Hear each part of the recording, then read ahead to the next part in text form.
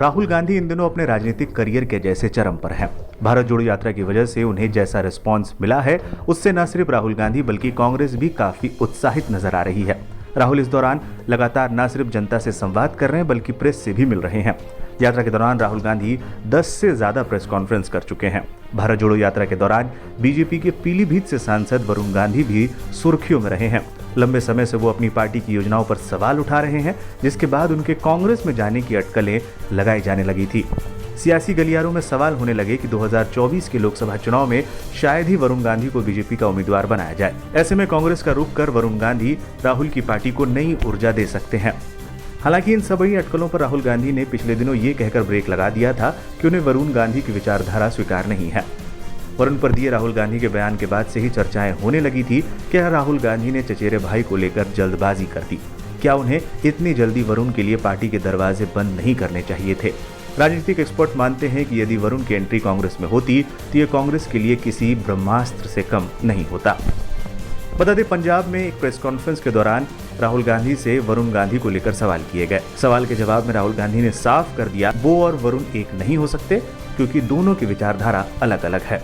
मैंने फिरोज से कहा कि उसने मुझे कहा कि आरएसएस देश में बहुत अच्छा काम कर रहा है, और मैंने कहा कि देखिए, आप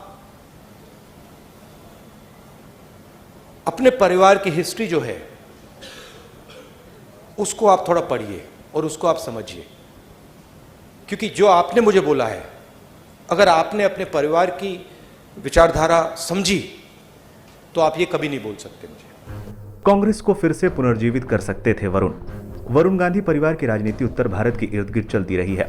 इसमें खासकर उत्तर प्रदेश काफी अहम है। इस समय सोनिया गांधी जहां रायबरेली से सांसद हैं, तो अमेठी भी 2019 चुनाव से पहले गांधी परिवार का गढ़ रहा है। पिछले चुनाव में स्मृति ईरानी ने अमेठी से राहुल गांधी को हराकर गांधी परिवार के गढ़ में सेंधमारी की। एक समय में उत्तर भारत के राज्यों में एक तरफा राज करने वाली कांग्रेस मौजूदा समय में उनकी हालत काफी खस्ता हो गई है। यूपी में कांग्रेस के पास सिर्फ 2 ही विधायक है, जबकि संसद में यूपी से सिर्फ सोनिया गांधी ही प्रतिनिधित्व कर रही हैं।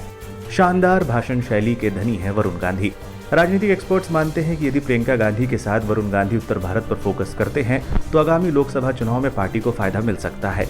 इसके बाद साल 2027 के यूपी विधानसभा चुनाव में भी वरुण गांधी कांग्रेस के काम आ सकते हैं। कांग्रेस के पास इस समय शानदार भाषण शैली वाले नेताओं की संख्या काफी कम है। इससे इनकार नहीं किया जा सकता कि चुनाव के दौरान रैलियों में अच्छे भाषण मतदाताओं पर काफी असर डालते हैं। वरुण के अतीत पे दिए गए भाषणों को देखें तो वो काफी लोकप्रिय रखे हैं। मंचों से जब वरुण ने भाषण दिए हैं, जनता की काफी तालियां मिली हैं।